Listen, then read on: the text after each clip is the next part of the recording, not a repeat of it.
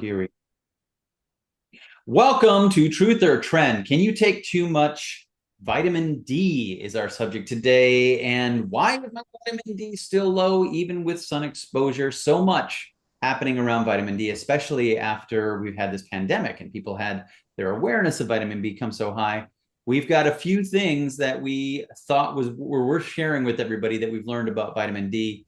And we're going to answer your questions and keep the questions coming below so we can keep answering those questions. But Dr. V, you live Yes. in California, and so many people were taking tons of vitamin D, and they just weren't getting their D levels to where they need to be. And what's going on there? Right. Right. Great question. And that's the same thing. I mean, when I went to my very first nutrition class 30 years ago, actually it's more like 40 years ago now, as crazy as that is.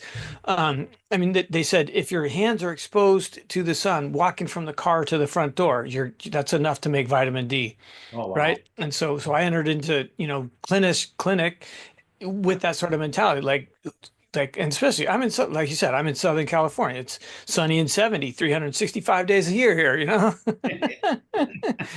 I mean, I don't even own a coat really, unless I go out of the area. Um, so, I mean, what's the point? How could people be vitamin D deficient? And so then, as it started becoming trendy and popular to test vitamin D on everybody, fortunately, I'm stoked that, the typical medical model is now testing that vitamin, a nutrient, wow, whoo, that's progress. Right? Uh-huh. So now we've got all these numbers coming down the pike, and we want to see. I mean, I don't know what your favorite is, but I like to see between 50 to 100, 50 to 90 milligrams of D on a lab test, and they say 35 or less is okay. And so many people would, again, outdoor, my fellow athletes in Southern California that should have no reason to be vitamin D deficient. Right. And so I started muscle testing it through. I looked at the various pathways. There's a hydroxylation. It's a cytochrome P450, the first phase of detoxification.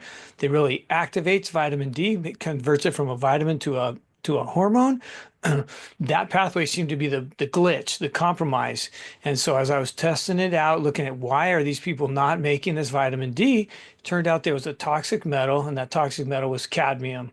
Mm. So as I dug in, I'm like, okay, cadmium. I saw patient after patient after patient showed cadmium compromising it, and then I'm going, aha, cadmium's already known to compromise, bone health, right? And so it's being stored in the bones, it's compromising D, and it helps put calcium into the bones. And then cadmium comes from pesticides, right? So people are not eating, or if they're not eating an organic diet, not, they're eating, vegetables that have that pesticide on them with cadmium, that's compromising their ability to make vitamin D when they're out in the sun. And so then sometimes even taking the supplement, taking it as a supplement wasn't enough to bump them up over that 50, glorious mark.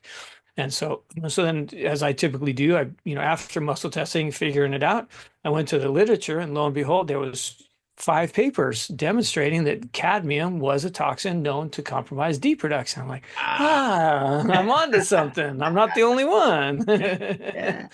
So yeah, I So see that day in, day out now. just to repeat, you said between 50 and where do you want people to see their vitamin? 50 and 100, 50 to 90, So really. like 70 is a good sweet spot, right? 70 to Yeah, 80, you really want to get right in the middle of that range. That's what I right. like shoot for. Uh, Hmm. so you said pesticides, right? That's a huge exposure to it. So not only Cadmium. things getting sprayed around, right, that they're around them, but Mhm. actually eating foods that may have been sprayed with them, right? So that's where Right. the Or eating smoking. Hmm. smoking or car pollution, right? Right, Or right, should we give right. everybody the really bad news here? I'm going to share it. You ready? Right. Chocolate, right? This is You one just that lost, you just lost our entire female audience. Oh, wait. There are some clean ones out there. I mean, if you have to do it, because I eat chocolate almost every day, but I eat a very specific brand that I know doesn't have any lead or cadmium in it. There we go. It's worth it to know. And there's some great articles out there about the heavy metals that are in the chocolates. And here's what they tested, just what we'll share right now. These were the ones that were the safest choices. Mast, Taza, and by the way, we're not sponsored by any of these people, right? Right. People. Certainly not. but I was shocked. Ghirardelli chocolate, like Unbelievable. small. Huh. It still had some lead and cadmium in it, right? Huh. But Huh. they were the lower ones, the safer ones. Now the ones that Well, were wait a minute. higher, That Taza says 74%, and that's a safe one? What 74% cadmium. Yeah. what is the deal? Look at these ones that are And high in cadmium. oh Okay. my goodness. Oh, okay, I see what they're comparing it to. 204%. Right. Yeah. I mean, look at Woo. these 138, 253. Oh my. 253%. Yeah. Wow. And then we had some others high in lead specifically, right? So these Wow. a lot of people think that they're eating Uh, really good chocolates. Endangered right. sounds like a wonderful one. The chocolate love one. I love that. But and then these down here are both, even Trader Joe's. And I'm sorry, guys. Oh, I don't want to hurt yeah. anybody's feelings, but this wasn't my reporting that did this. This is an actual Consumer Reports that looked at this. So do a Google search, Consumer Reports, lead and cadmium in chocolate, so you can know which ones are the safe choices. Great But setup, by the way. yeah, what do you mean? Well done. Yeah, just setting that whole chocolate thing up. That was well done. Well played. Thanks.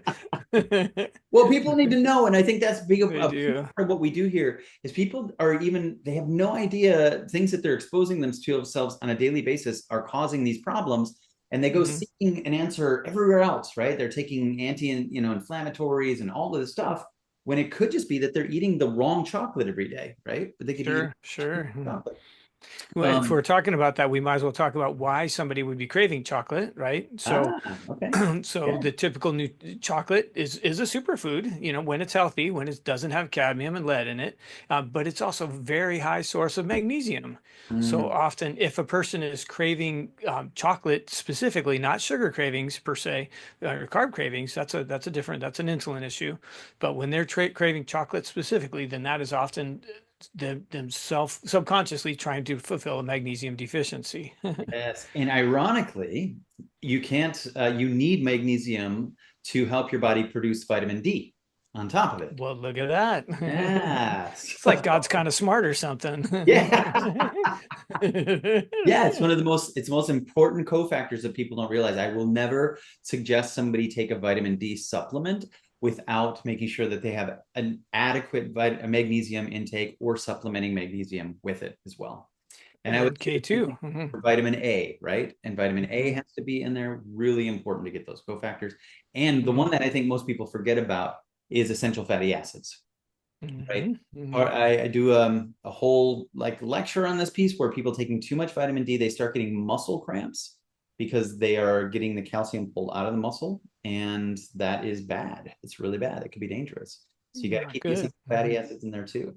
But let's go Mhm. back to the cadmium thing because we don't want people to freak out and never eat chocolate again, be Right. craving it. So yes, of course we could satisfy that magnesium, but what can they do to help get rid of the lead and the cadmium? Mhm. Some of your Mhm. things Mhm. to make sure they can do that. Yeah, so ultimately, a lot of the reason people are going to be have toxic metals show up, especially if they're not, you know, working in the on a farm where they're exposed to this stuff on a regular basis, often it's a mineral deficiency that sets it up in the first place. Okay. So maybe they're magnesium deficient, and so then the body's binding up, it's cadmium's binding up where magnesium should be. Mm, So the best way that, frontline defense is saturate the cells with the minerals that it needs, so there's nowhere for the bad stuff to bind up, okay. right? So eat your organic vegetables. It doesn't have the pesticides. It has the minerals in it. We talked about minerals on the last couple of podcasts this way. Incidentally, I've mentioned this before as well, that minerals help us be more rock-like, so we're not going to store emotions. So Okay. toxic metals like cadmium, like lead, those are both known to compromise bone health, but they also make us more sensitive to EMFs, right? Electromagnetic frequencies. We become more like an antenna to take on all that negative electromagnetic around us and the Wi-Fi and the stuff that my studio here that I'm in right now. For your sake, listener. So we're going to be more sensitive to So you EMFs. So we're going to be more sensitive to electromagnetics when we have these toxic metals, but minerals will help us be less sensitive to that. They'll also help us be more impervious to the emotional stress, right? Minerals are calming. So Mm. my first line of defense, again, get the good minerals in, typically we want to take a mineral supplement as well as eat organic, right?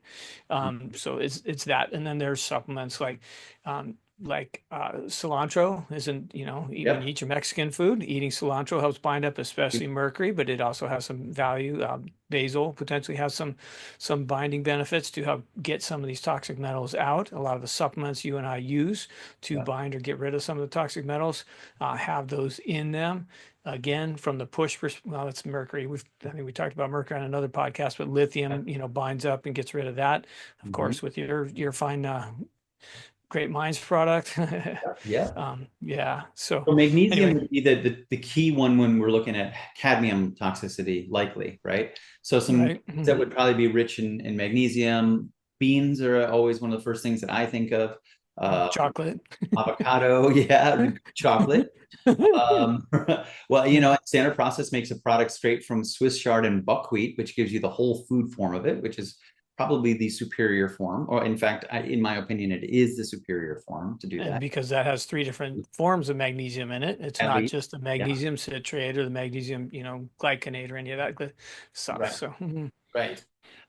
Okay, great. So that may be identifying a magnesium deficiency in itself, having a cadmium toxicity, which is cool. mhm. But then you said chelation, like cilantro and things like that. Are there other ways that are helpful to pull the cadmium out? There's all kinds of good supplements, and then Yeah, there's, GI adsorb, right, to bind it up in the intestines. We want to which is get it a out. which is a clay. It's an adsorbent clay that is a product from Standard Process called GI Adsorb, right? Yep. And it has to be a clean clay because you don't want to try to bind up with something that's been in a toxic ocean, right? Right. That has toxins in and of itself. So Mhm. yeah, so there's that. Keeping the good fats, to move it out of the brain because the brain, unfortunately, is a good place to store this stuff. Right. Bones, again, a lot of it's going to be minerals because, if it's in the bones, we need to regenerate. Bones recycle, believe it or not. I mean, if you break a bone, it heals, right? Like my ribs. You're right. Unfortunately, I know that one firsthand lately.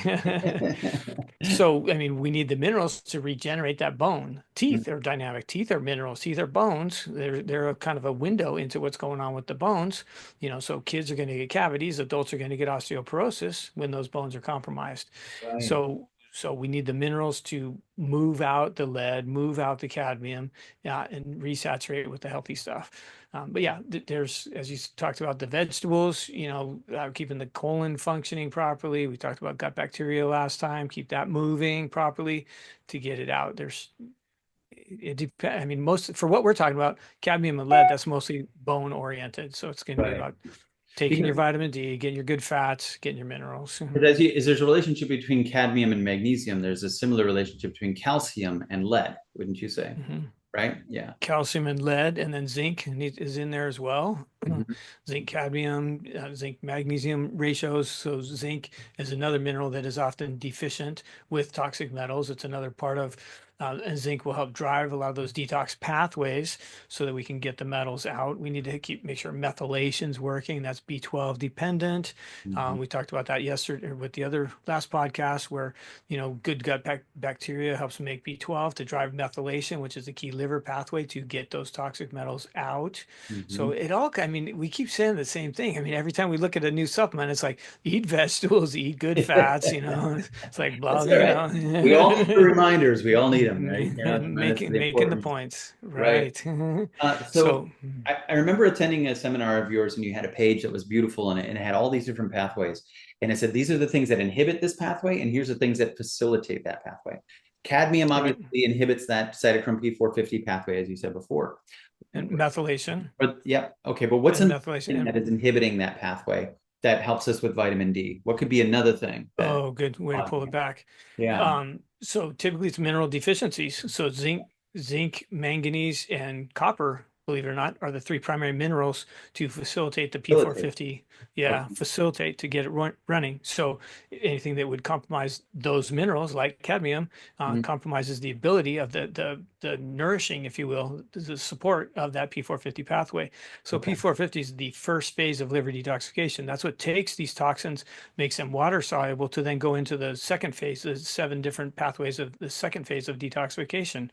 So Mm. if that pathway is not working properly, it doesn't even get into the rest of the methylation pathway where we get rid of those toxic metals, and bind up uh, viruses, some, retroviruses and things like that. So it all needs to work in harmony. And, if one little glitch, one little chink in the armor or in the cog, then Right. then the whole system gets compromised. Okay. So I think we're doing a pretty good job of answering why your vitamin D could still be low even with sun exposure. But Toxins. toxins, let me give you another reason. Yeah. Low cholesterol, right? If you Mm. don't have enough cholesterol, your body can't get the cholesterol in the skin to convert it into vitamin D. And I don't think a lot of people remember that, right? It's a Hmm. Hmm. reminding. So many people on a statin medication or something that's artificially lowering your cholesterol. There are Right. actually progressive cardiologists out there that say if your cholesterol is high, or I'm sorry, yeah, if your cholesterol is high, but your vitamin D is low, it's because you're sunlight deficient, right? You need the Ah, sun to convert nice. that cholesterol into it. But if you're taking something that's crushing your cholesterol, then how are you making vitamin D? You just don't have it from the sun. So that would be another big Right. reason that you don't hear. Right. That's an Right. issue, as I would say, right? For Yeah, that. so then they're gonna have joint aches and lethargy, low energy because they don't have the building blocks to make the hormones, the testosterone, to get up and go, the cortisol, they're Exactly. deficient, all the way down stream And beyond I there. think so ultimately we could say that it's also possibly because of a magnesium deficiency that Mhm. they're low in vitamin D, even if they're out in the Right, sun all the time, right?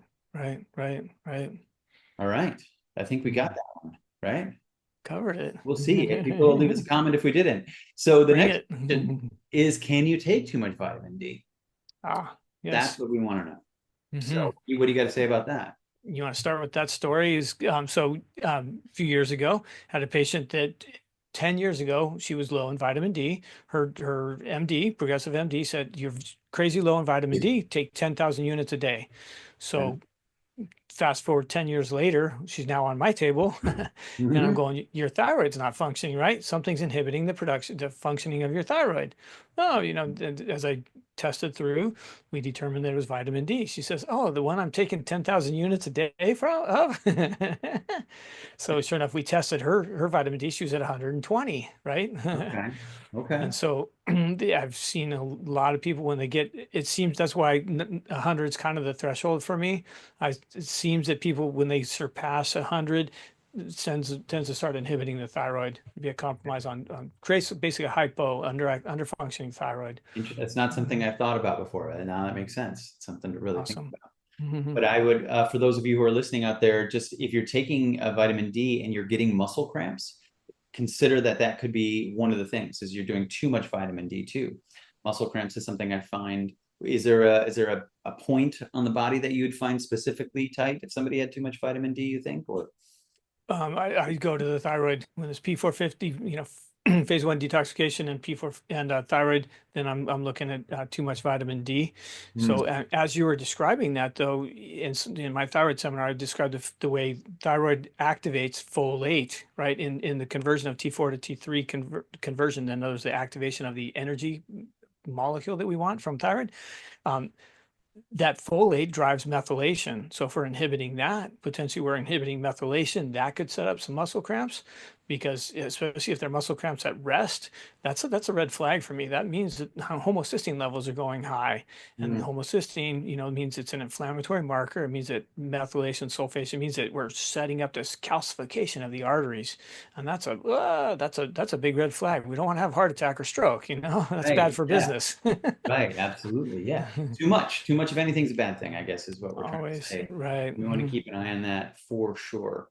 And A simple overt sign of too much homocysteine is the little red dots, the cherry angiomas or petechiae.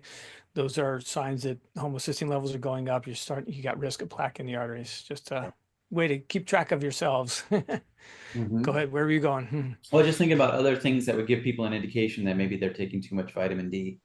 Okay. Um, I have, because of, like I said, COVID and a lot of few other things made a lot of people feel like they need to take a lot. And it's important that we get enough vitamin D. But Hmm. I do heart sound recordings on people that come in. And I have one doctor in particular, she would always come in and she'd be missing her second sound always. And my first Hmm. question to her was, did you take vitamin D today? Right. And she says, yeah, of Hmm. course I took my vitamin D. And so she's taking with K2, and everybody thinks that's the only thing you need to take with it.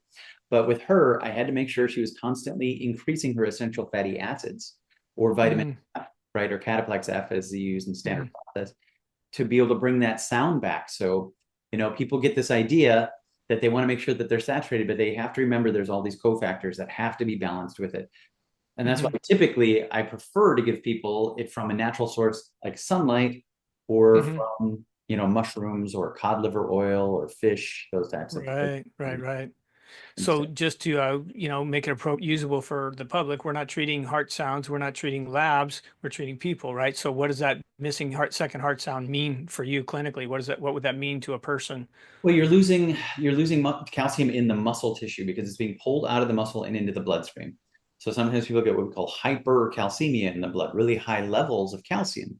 And that could be Hmm. another thing. If you get blood work back and you get high levels of calcium in the blood, think about if you're taking too much vitamin D. That could be one of the Hmm. Hmm. also lead to constipation. That's another thing we forgot to talk about. Too Oh much yeah. calcium in the blood, right? It can be Hmm. a problem that can be associated with that.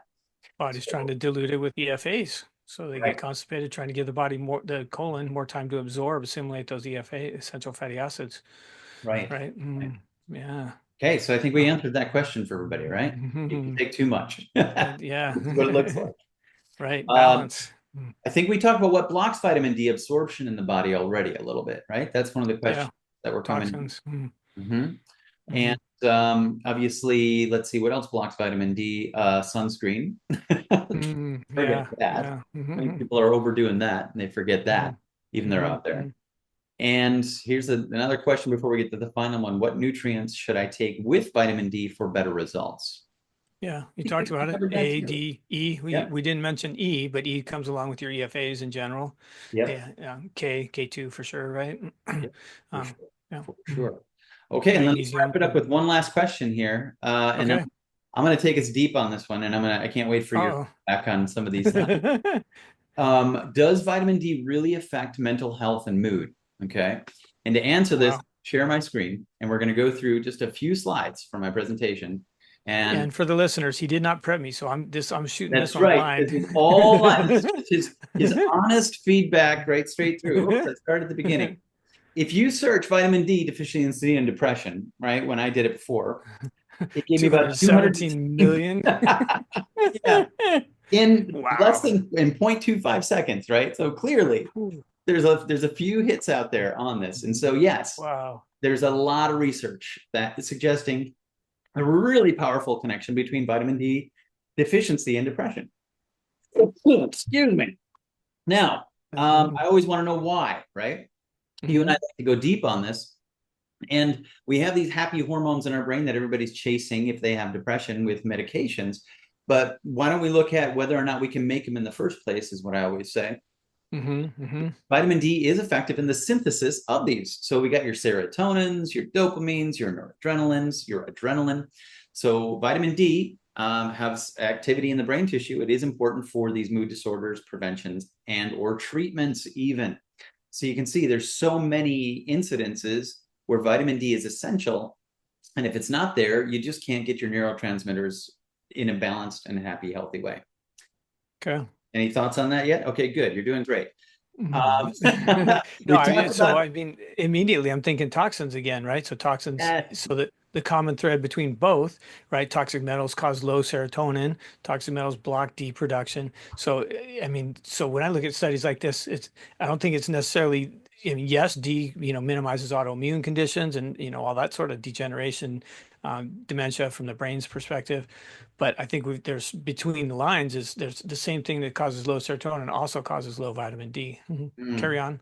Where are love you it. going? Keep No, going. you're nailing it, man. Right. And it's all Mhm. here in these studies too. And that's what I like. This is a Right. NIH.gov study. So we're not just pulling Okay. this out of thin air. We're pulling out of the 217 million hits. Yeah, that's And not thin air. right. And here's that too much versus not enough that I always look at for people, right? There's that Mhm. Goldilocks zone. But vitamin D is a fat soluble vitamin, so that makes it, a little more challenging when it comes to that piece. But I still think it should be definitely addressed or ruled out in all cases of depression, whether or not you have enough vitamin D. And this is exactly what you already told us.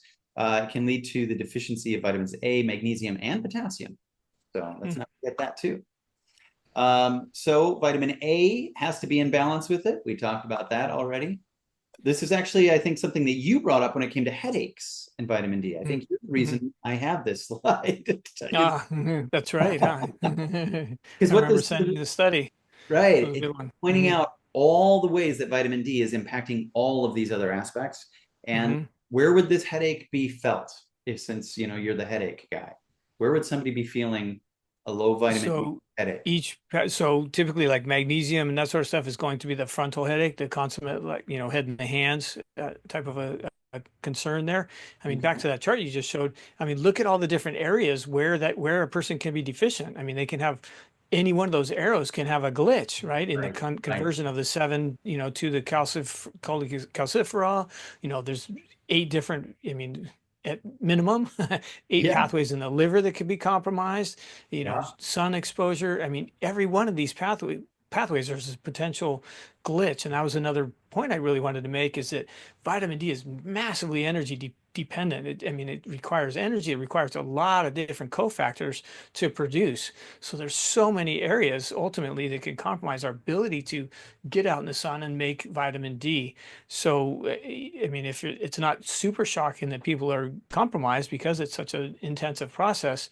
But again, cadmium was the biggie that I've found to compromise people. Love it. So But I frontal do love headaches, to answer your question. frontal head. Okay. I mean, but there's so many things, right? This is tied to it. If you look at down here to the left, we got high C-reactive protein. That's a huge inflammatory thing that could be the result of vitamin D deficiency. I don't think a lot of people think about that, right? They think Right. ERP, they think of other things, but you also need to think about vitamin D. Low serotonin, low dopamine. You have to think about vitamin D. Low magnesium, right? All of this melatonin levels will go down if you have a vitamin D deficiency. Oxidative Hmm. stress. So much does tie back to this. NOS, right? NO production, Right. vasodilation. So a Right. lot of So times people so are saying, that's a right-sided headache. That was okay, depicting the right-sided headache. The nitric oxide is the precursor for the gallbladder, so that would set up a right-sided headache. So that's why, I had I had my camera blocking my own slide where it goes to headache there. oh, oh So yeah, yeah, there's basically boom, three boom, different types of headaches described there, is yep, what I was trying to make the point of. cool. Yeah, so we definitely have to rule that out for headaches, depression, all of those things, wouldn't you say? Hmm. Yeah. 100. What Yes, else I yes, said here? I just like this visual to remind people that there's more calcium than any other mineral in the body. that's And nice. this is why we have this. This is what we are just talking about: calcium coming out of the muscle tissue into the blood. We need to have that K2 to get it back into the bone. We also need that the fats, cataplex F, to get it back into the muscle. So when we're talking about D, we also have to talk about calcium, right? What's happening with calcium in the body? Stomach acid should be on that chart too. We need to Oh have yeah, hydrochloric acid to activate that calcium to get use of it. definitely. And the And we need dangers of calcium to make stomach hydrochloric acids. So right. round goes the cycle. And finally, we talk about sulfation as well, right? And Hmm. there is some sulfation involved in this process. Okay, nice. And it plays a role in the homeostasis because this is what I love to remind people is that some vitamin D can be water soluble, right? That's part of the Mm-hmm. process. The body is so brilliant in trying to keep homeostasis that if you're getting it from the sun, it will try to help to balance it by creating some that is actually water soluble. So again, amazing what the body can do if you just give it half a chance to keep it balance. It's fighting hard to keep you alive. And one Right. last thing I like to show people is there's a cool app that I've been using for a while that helps you determine if you can even get vitamin D from the sun where you're at. Because Mm. you have to know where your geographic location is and the time of day as to whether or not the sun can actually deliver it for you. And when you download this app, you open it up, it's free, by the way, and you tell it how much clothing you're wearing, how many clouds are in the sky, and it says you're getting this much vitamin D per minute you're in the sun if you continue to stay out there. And it's really cool, and it has this alarm that goes off when it says, "Hey, dummy, you've been out too long.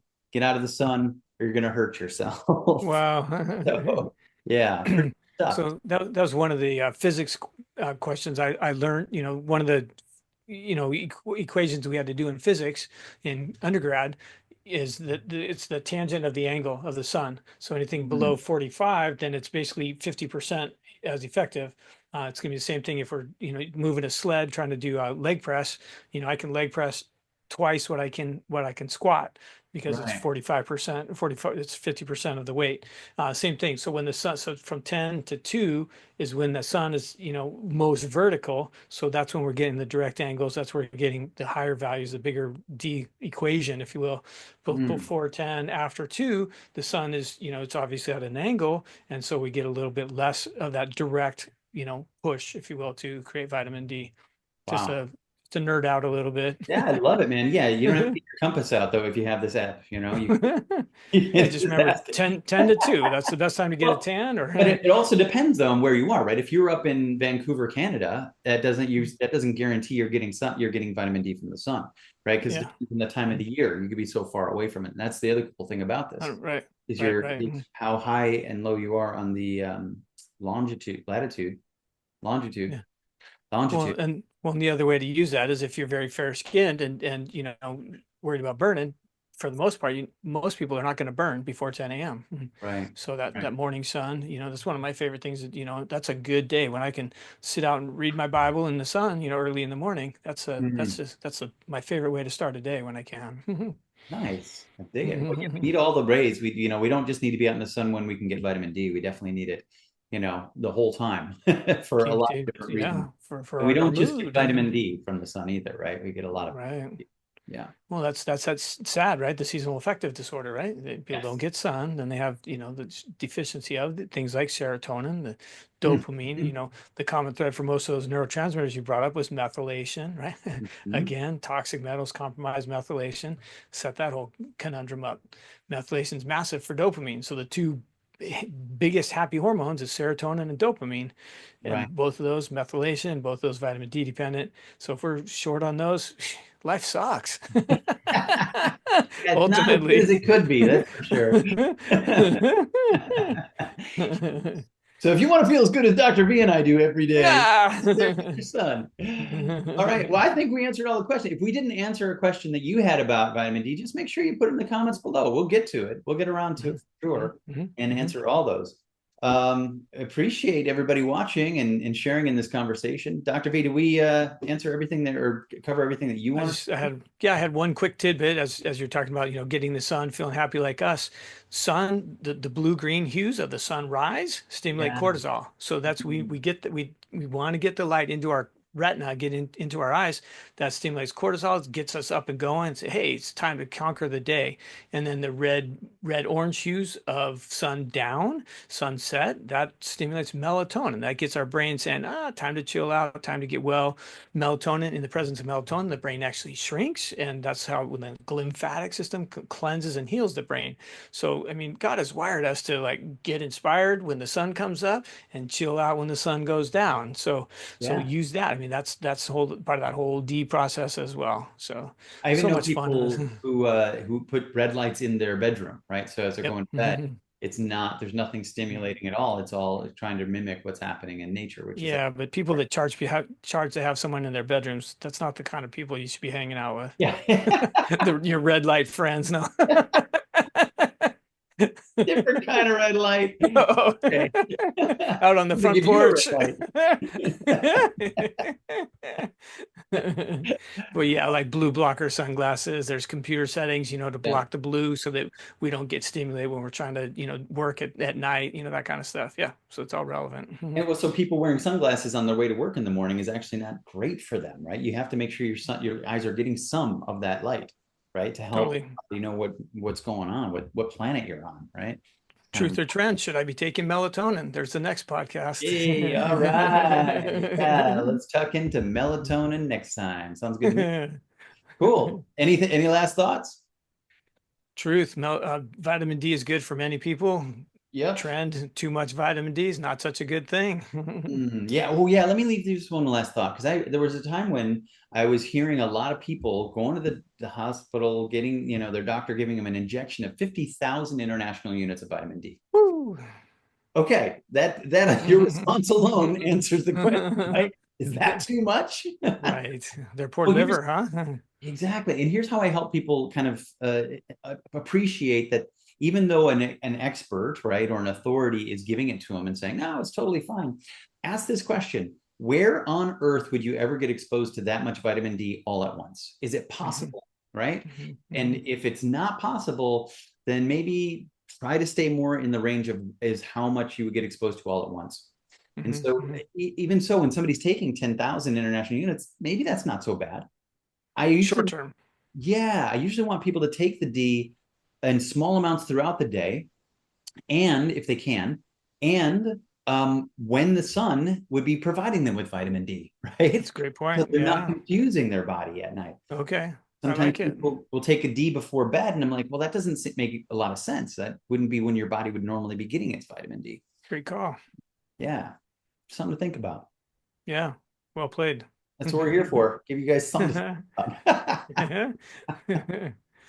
Well, we Yeah. appreciate if you stuck in here with us while we were goofing around and nerding out over vitamin D. The rest of you nerds out there that want to nerd with us, leave your nerd comments below. And you don't have to be a nerd to watch the show, though. So Hopefully, got okay. plenty of application out of it. That's right. Oh, Yes, definitely. Keep the questions coming. We're having a good time answering them. And we really appreciate your engagement, your support.